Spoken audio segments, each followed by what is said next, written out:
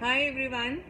So today I am going to talk about why we get into depressions at times, though we have been very strong, though we have had so much of strength, yet sometimes we land up into situations where we feel depressed. Now, it is not that every time you lose your courage or every time you tend not to be able to mind or solve a problem that you will land up into depression. Not all the situations you will land up into depressions, but there are certain situations which could be very toxic for you and can cause depressions. Why does this happen and how do we deal with it? See, point number one is that we have been strong all throughout our life. We have been very courageous, and we have been facing all the problems with our willpower. Now, that is our own self and our own methodology, our own mechanism, and our own learnings that led us to be, adaptive to the problematic situation and finding a solution there. But over the years, when sometimes you feel that there have been so many problems and you are tired of the problems, there comes a point where you give up and where you feel that why always me? Why are these problems always on a counter to with me only? And then you land up into a situation where you really don't want to work. If you have a support, if you have the support of a family member or maybe a friend or someone you could share your problem with, you will come out of it. But if you don't have a way out, if you don't have someone to help you out, be it you yourself or your family or your friends, you tend up into a situation where you just start overthinking. And this overthinking of what will happen next, will I be able to overcome this, and this leads to slowly and silently to it lasts up to days, and when it is like more than 21 days, it ends up into chronic disorder called depression. Now, how to deal with it? See, my strategy of dealing with it is very simple, and it is divided into steps. So the step number one is think of the problem. The problem which is troubling you, just think of that problem and write it down.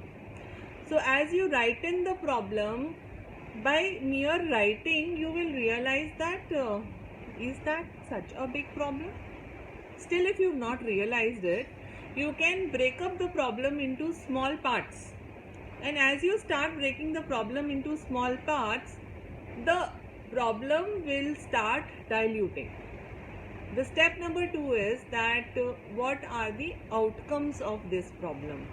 If this problem persists, what will be the outcome of that problem? So, the outcome of the problem is not in your hand, but your combat to the problem is in your hand. So, you have to now strategize how to combat the problem. Now the question will be, I have been combating and I have been really fighting. Why should I always fight? And I don't want to, and I give up. Now why to give up? This is where you now enter into the third step.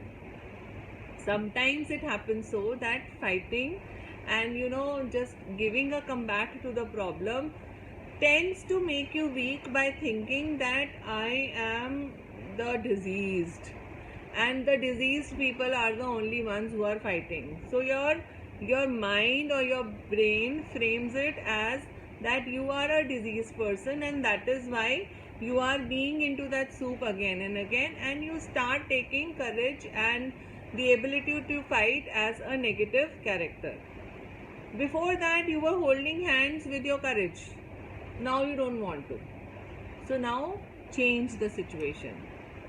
When you were holding hands with courage, now it is the time that you tell courage that I need you and I want you to hold my hand, and I am powerful and I'll be able to manage it with your support. So now you have to understand that only the able people will be able to find a solution to it. So now you strategize yourself by taming your brain to understand that you are capable, and that is why you are put into this tryst. Try doing it, if not alone, with your family, with your friends, with the support of the people you really believe in. And still, if you don't find a solution, you can ping me, you can talk to any counselor. Counselors are there to help you all by supporting you unbiased.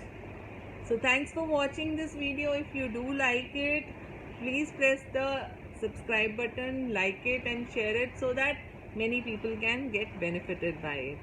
Thanks for watching. Keep watching. Bye bye. This is Darpan from Dr. Ritu Kela.